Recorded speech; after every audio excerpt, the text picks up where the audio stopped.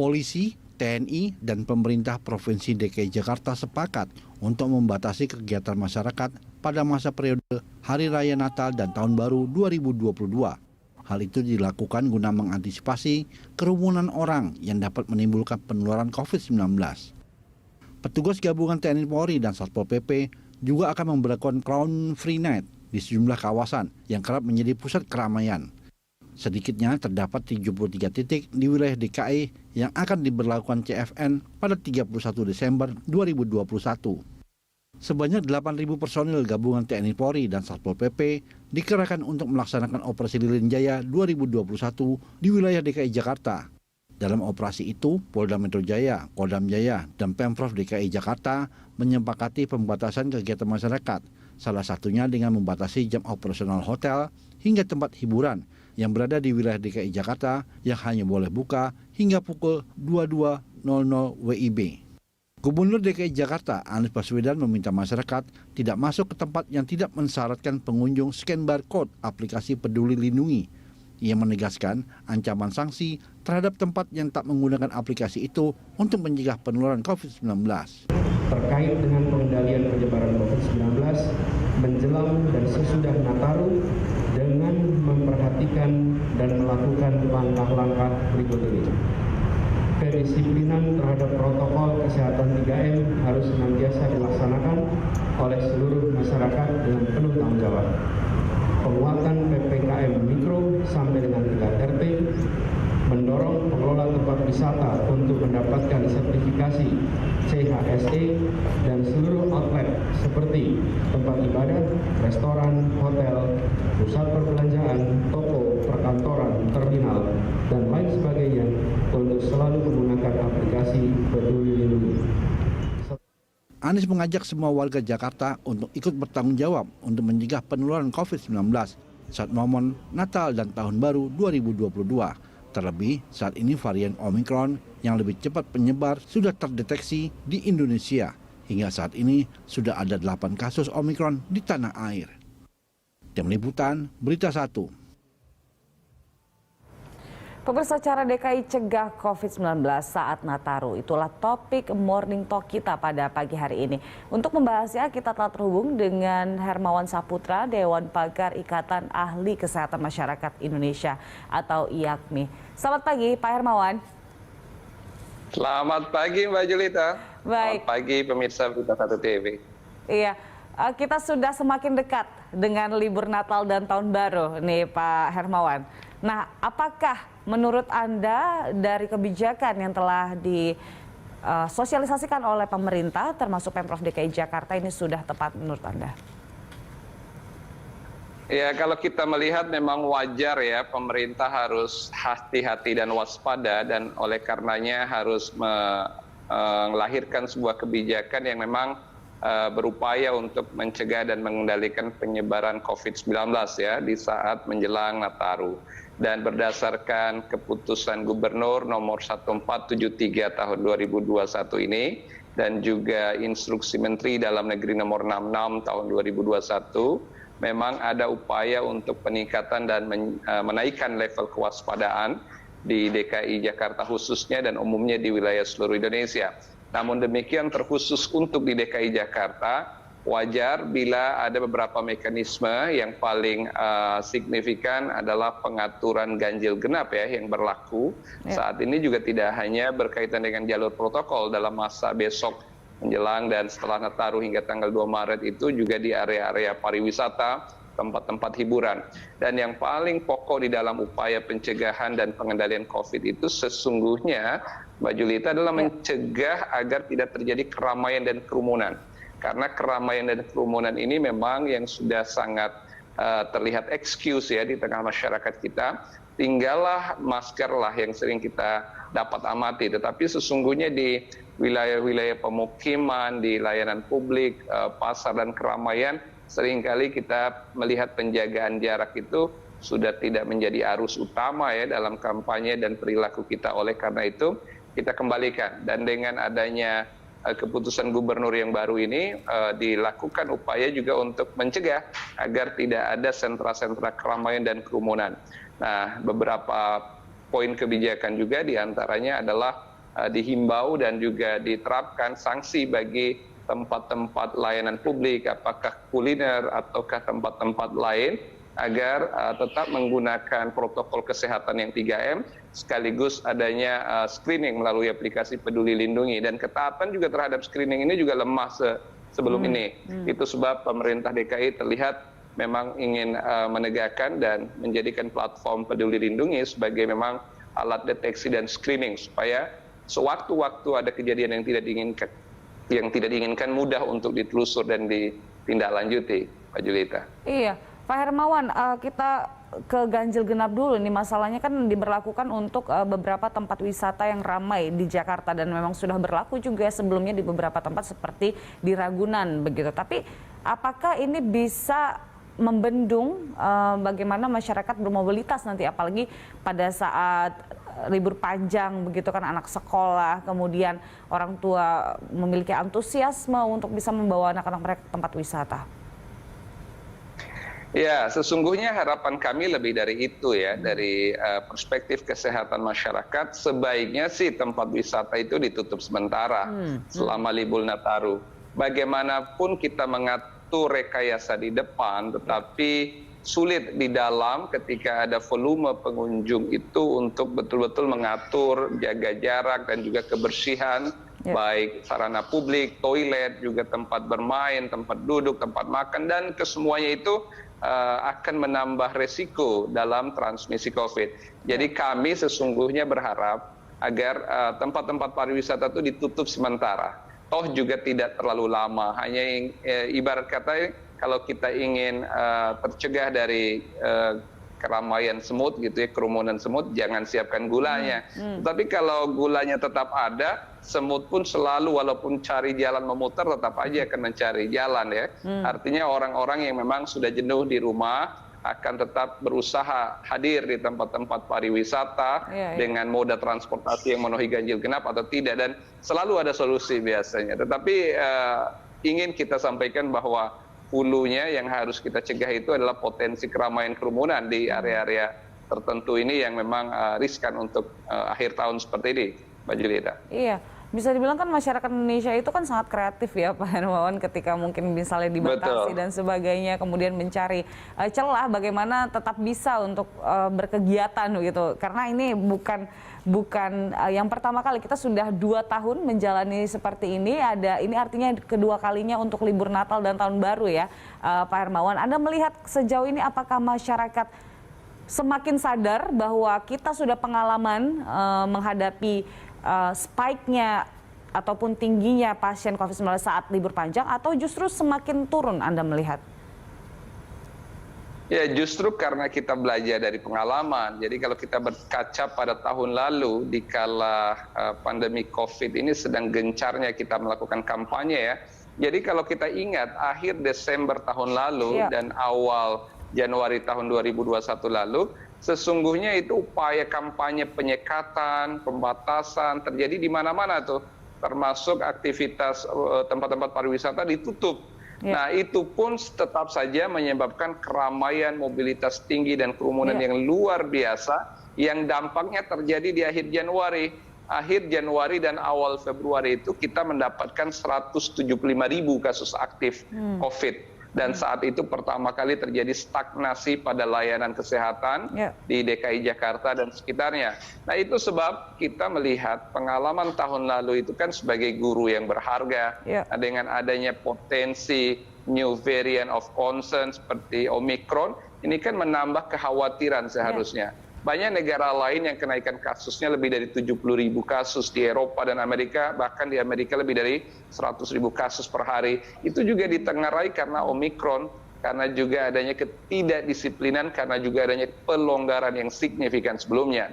Nah, belajar dari negara-negara tersebut, khususnya menjelang dan sekitar waktu Nataru ini, memang kita harus mengambil kebijakan ekstra ketat. Itu semua demi kewaspadaan. Tidak berarti kita menutup total kan, kita tidak lockdown gitu, tidak mengunci, tetapi mengatur volume, melakukan signifikan pengaturan yang memang berkaitan juga dengan reward and punishment ya, itu memang langkah yang harus diambil, dan kita apresiasi kepada pemerintah melalui Kementerian Dalam Negeri dan juga khusus untuk pemerintah DKI Jakarta yang sudah mengambil peran. Tetapi peran ini juga dirasa masih sulit antara kebijakan dan implementasi di lapangan. Kalau mau ya tutup aja tempat pariwisata sementara, karena tempat pariwisata inilah yang menjadi magnet terbesar untuk orang mobilitas di antar wilayah begitu.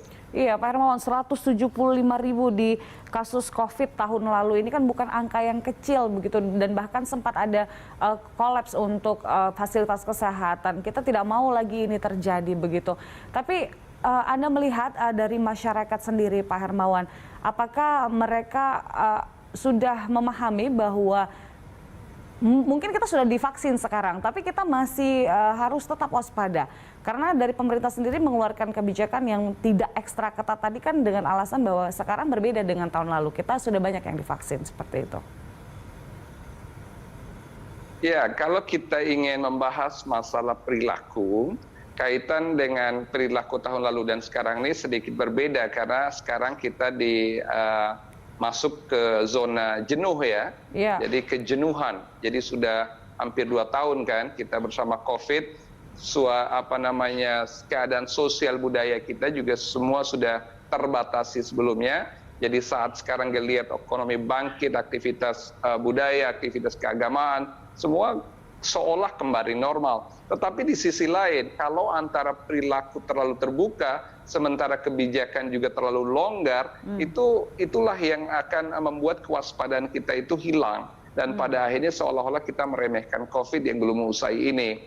Nah untuk itu, antara perilaku dengan kebijakan ini harus saling mengontrol ya. Kalau misalnya kebijakannya ketat, perilakunya mungkin agak dilonggarkan, tetapi kan perilaku yang longgar diatur dengan kebijakan yang ketat. Atau sebaliknya, jadi sesungguhnya kebijakannya bisa rada longgar, tapi ketaatan terhadap protokol kesehatan itu harus terus dikampanyekan. Nah sekarang kan kampanye yang sering kita dengar dan muncul itu, Mbak Julita, kan praktis duo sejoli istilahnya ya. Duo sejoli itu menggunakan masker dan melakukan vaksinasi. Betul. Tapi kalau kita kembali kepada fundamental kampanye perilaku, itu kan 3M. Bahkan kita sempat 5M. Menggunakan masker, menjaga jarak, terbiasa mencuci tangan. Bahkan dulu plus membatasi mobilitas, menjauhi kerumunan, itu jadi 5M. Tapi sekarang, kalau kita lihat kebijakan di moda transportasi, darat, laut, udara, pesawat, dan berbagai moda transportasi, itu kan full capacity. Physical distancing tidak lagi menjadi faktor utama, sehingga kampanye itu memang sudah mulai tergerus. Nah ini yang kita harapkan, agar pemerintah, influencer, dan kita semua kembali menggalakkan kampanye yang 3M. Dengan demikian physical distancing itu menjadi sangat penting, dan menjauhi kerumunan udah pasti itu tujuannya. Nah itu sebab pemerintah DKI mengambil sikap juga agar tidak ada potensi keramaian yang menyebabkan kerumunan, dan pada akhirnya semua tempat publik harus tetap menjaga protokol kesehatan yang 3M. Itu yang kita harapkan. Plus dengan platform Peduli Lindungi, tandanya juga bisa mendeteksi orang-orang yang sudah divaksinasi atau tidak. Nah, kalau nggak salah belakangan ini juga untuk angkutan udara itu kan diwajibkan di samping menggunakan hasil tes PCR juga prasyarat vaksinasi dosis kedua. Nah, itu juga bagian dari screening yang diperketat saya rasa. Dan yang paling penting itu sebenarnya kesadaran masyarakat itu sendiri, secara individu, secara keluarga, secara komunitas, bahwa COVID ini masih ada di sekitar kita, varian baru bermunculan, itu sebabnya kita tetap harus peduli satu sama lain, saling menjaga dan melindungi dengan kembali menggalakkan protokol yang 3M tadi, Pak Julita. Ini menarik nih, karena kebijakan memang seharusnya mengikuti bagaimana perilaku masyarakat. Dan ini kan harusnya sudah dipetakan, sudah dibaca oleh pemerintah sebagai pembuat kebijakan ya Pak Hermawan, bagaimana masyarakat Indonesia ini setiap PPKM baru dibuka atau diturunkan levelnya, kemudian ada euforia, Harusnya kan ada kebijakan yang juga mengikuti bagaimana perilaku ini.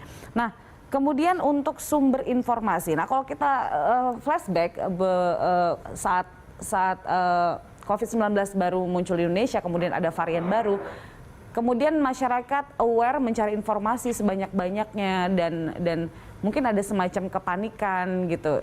Tapi kita bisa lihat seiring dengan itu juga ada kewaspadaan.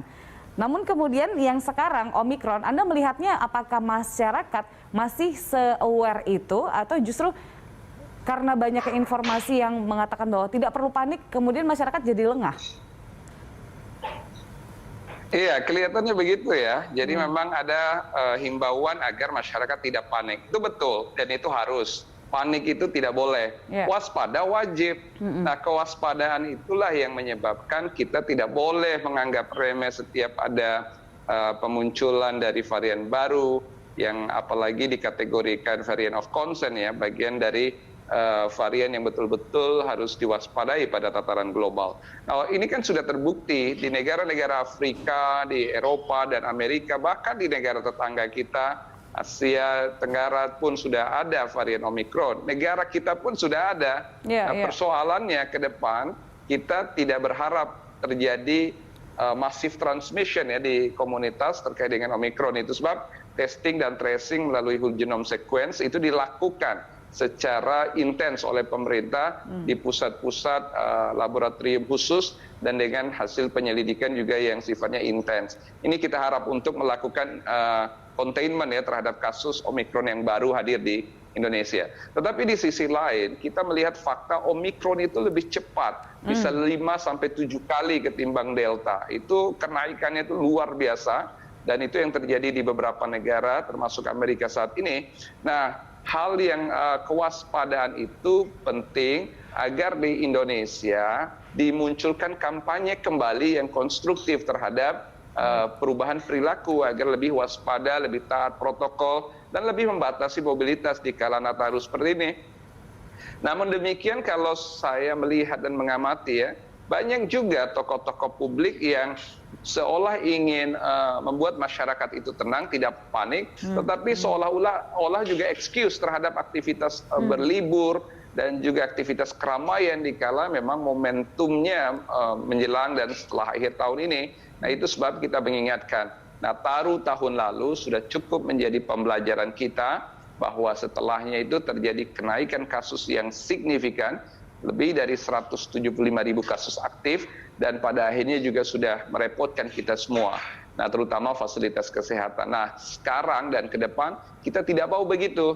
Agar tidak terjadi lonjakan yang signifikan, ya tentu sekaranglah saat terbaik untuk membatasi diri dari kesadaran kita secara komunitas, tetapi juga ada regulasi yang membuat itu lebih sulit dan ketat. Jadi rasanya begini, kalau kita tidak ingin masyarakat itu ramai dan berkerumun, jangan memberi ruang ramai dan berkerumun.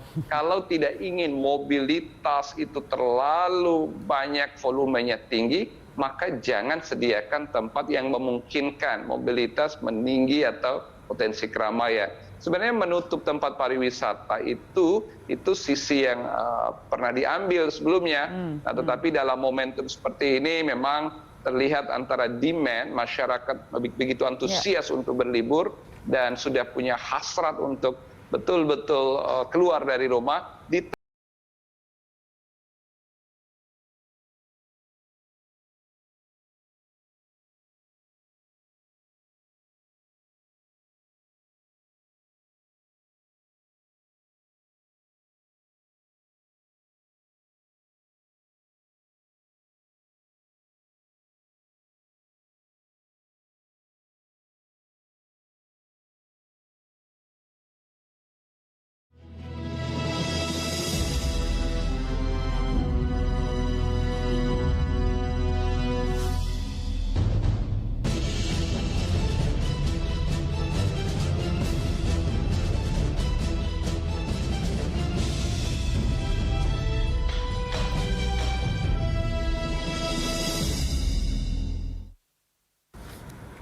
Terima kasih Anda masih bersama kami, pemirsa. Kita masih bersama dengan Pak Hermawan untuk membahas bagaimana cara DKI untuk mencegah COVID saat Nataru nanti. Pak Hermawan, kampanye ampuh seperti apa sih yang harus dilakukan oleh pemerintah untuk bisa menahan setidaknya mobilitas masyarakat pada saat libur Nataru nanti yang masyarakat kita sudah ada di zona jenuh tadi? Ya, kita di DKI Jakarta ini kan memiliki tipikal masyarakat yang khas ya, mayoritas masyarakat pekerja dengan berbagai levelingnya. Ada pekerja-pekerja harian lepas, ada masyarakat perkantoran, ada yang sifatnya buruh dan lain-lain. Nah, oleh karenanya yang ingin kita himbau agar strateginya itu adanya community empowerment ya, penguatan dan pemberdayaan komunitas dengan pelibatan lokal influencer. Kampanye melalui media itu hal yang biasa, kampanye melalui pengetatan protokol dengan dasar regulasi itu hal yang wajib ada, tetapi yang inovatif dan juga kreatif gitu, kalau memang ada pelibatan lokal influencer. Ada sentra-sentra komunitas dengan beragam aktivitas, itu libatkan tokoh-tokohnya, libatkan figur-figurnya agar memberikan sosialisasi dan edukasi. Tidak harus kita keluar dan berkerumun di jalanan, di berbagai sentra pariwisata, sehingga Nataru ini kita lewati lebih baik bersama keluarga di rumah dan nikmati suasana dengan hikmat, apakah itu peristiwa keagamaan seperti Natal, ataukah juga nanti kaitan dengan awal tahun baru, sehingga tahun-tahun 2020 dan 2021, the year with COVID-19, itu betul-betul berisi patriotisme kita, upaya kita untuk mengeliminir COVID, sehingga tahun berikutnya kita berharap kita lebih terbuka dan lebih semarak, dalam arti mendapatkan momentum yang lebih indah daripada tahun ini dalam suasana yang lebih ramai. Tetapi tahun ini kita tetap harus sadar bahwa COVID belum beranjak dari Indonesia, dan bahkan di dunia sedang digempur kembali oleh varian Omikron. Oleh karena itu kita juga harus waspada dan siap sedia. Sekaligus sebenarnya kita kan juga udah belajar dari tahun lalu. Artinya ada kreativitas lokal, dan bahkan membuat keluarga dan lingkungan kita itu lebih semarak dengan cara-cara yang berbeda saat ini. Dengan media-media virtual seperti halnya bekerja, seperti halnya belajar dan mengajar saat ini, itu pun masih bisa menjadi pilihan untuk yang terbaik. Karena memang di tahun 2021 ada kemungkinan varian Omikron ini menyebar kembali di berbagai belahan dunia, termasuk di Indonesia. Tetapi kemungkinan ini kita berharap tidak mungkin. Nah, itu sebab waspada itu penting. Tetapi kalau kita memberi ruang agar menjadi mungkin, jangan-jangan nanti Omikron bisa lebih parah daripada Delta. Kita tidak menginginkan tentu saja. Itulah yang kita ingatkan, agar saat ini saat terbaik kita bersabar, sekaligus meningkatkan daya tahan kita bersama-sama menghadapi kemungkinan pandemi yang lebih buruk di berbagai daerah dan bahkan di DKI Jakarta khususnya. Oke, Pak Hermawan, ini kita berandai-andai ya, karena ini kan sudah sangat dekat untuk libur Natal dan Tahun Baru. Kebijakan sudah dikeluarkan begitu. Artinya memang ada beberapa celah di mana masyarakat itu bisa menggunakan kebijakan ini untuk tetap beraktivitas, meskipun memang ada batasan-batasan. Apakah Anda menilai jika nanti kita mengalami misalnya peningkatan, tidak di libur Natal, biasanya kelihatan justru 2 minggu setelahnya dinyatakan aman pada saat libur Natal dan Tahun Barunya, kemudian baru kita lihat belakangan bagaimana kasus aktif itu mulai muncul begitu angka-angkanya, Pak Hermawan. Apakah kita siap untuk bisa mengatasi itu dengan situasi fasilitas kesehatan masyarakat saat ini menurut Anda? Memang DKI Jakarta penuh tantangan, terkhusus DKI di pagi hari ini pun kita ingin menyampaikan sembari menyapa pemirsa kita dengan doa dan harapan lebih baik kita aktivitasnya, tetapi juga kita coba lihat fakta di DKI Jakarta. DKI Jakarta ini pusat segala-galanya gitu. Jadi pusat informasi, pusat pemerintahan, bisnis, lain kuliner, pariwisata, termasuk pintu gerbang internasional. Kasus pertama dan kedua dan ketiga kita Omikron kan ada di DKI, walaupun terisolasi di Wisma Atlet misalnya. Dari hasil tracing dan trackingnya masih seputar itu. Mudah-mudahan belum menjalar kemana-mana. Tetapi kemarin-kemarin juga kita melihat bagaimana penumpukan orang yang antri untuk dikarantina misalnya ya. Itu juga akan mengisi ruang-ruang di lingkungan DKI Jakarta. Apakah di Wisma Atlet, kemudian juga di berbagai wisma lain, di Pasar Rumput, dan lain-lain yang memang ada fasilitas. Nah, setiap ada upaya untuk karantina ini tentu saja harus dilakukan dengan optimal. Kita tidak berharap ada yang bocor, tidak ada yang lolos ke komunitas. Andai ada yang lolos, maka DKI Jakarta adalah pintu gerbang pertama Indonesia. Nah, belum lagi interaksi antara wisatawan mancanegara, apakah dalam kerangka pariwisata atau pekerjaan-pekerjaan diplomatik yang juga berpotensi berinteraksi dengan warga domestik. Dan ketika interaksi di kala suasana ramai, suasana padat, dan potensi adanya varian baru, ini menambah risiko. Itu sebab di masa seperti ini DKI harus naikkan level kewaspadaan, pengetatannya harus lebih, dan tadinya kami berharap yang PPKM level 3 itu.